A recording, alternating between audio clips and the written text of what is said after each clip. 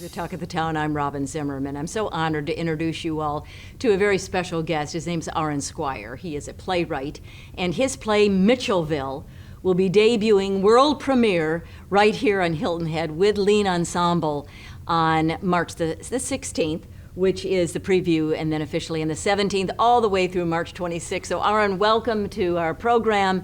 And I know you're in Miami right now with another play that you have written. So tell us a little bit about Mitchelville, and I know COVID kind of got in the way of its debut a couple years ago. So welcome.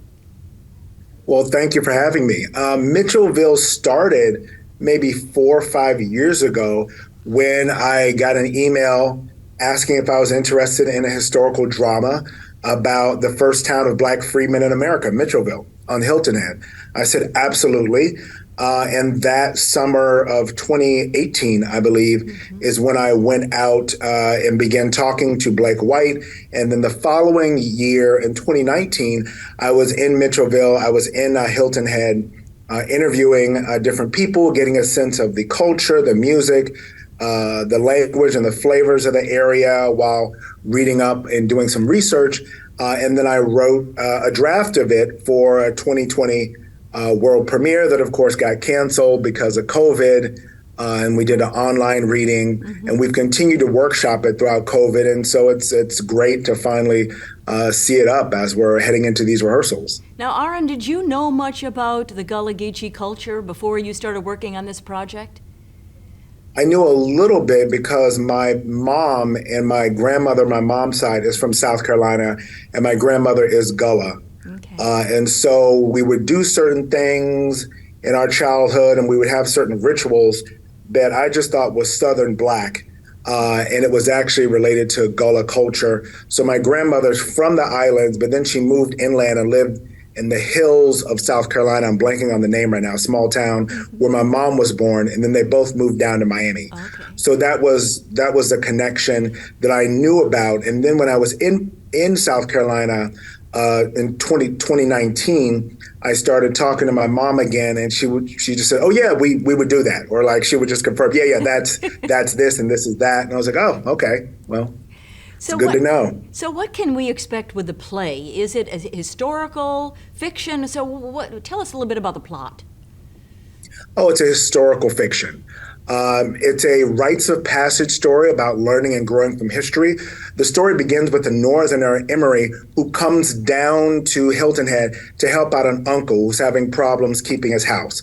And it ends when he begins to dive into the history, and then we go back into the past in the 1800s and see how this history plays out and matches what's going on in the present moment. And so Emery, the main character, he's sort of learning from the past, but then he discovers some things he didn't expect. And so the play is probably 70% in the past and 30% in the present moment, and grounded in the present moment, with mostly telling a story about around Civil War times, how the town was founded and how the people thrived. Wow. Now, rehearsals begin this week with Lean Ensemble. How involved do you get with casting and staging and all of that? Usually I leave most casting up to directors, because I was always told 90% of theater directing is casting. It's putting the right people in place, and I don't want to deprive a director of that, of their main power, which is like putting the right people in place. But we usually have conferences, we meet. I talk to Caesar Williams every few days, and then I talk to Playwright at Lean Ensemble and just get a sense of the logistics, of the design, and what we're trying to do. So it's been hands-on via Zoom, and just connecting over the phone and Zoom. So Aurin, in our final 45 seconds, why would someone want to come to see this production?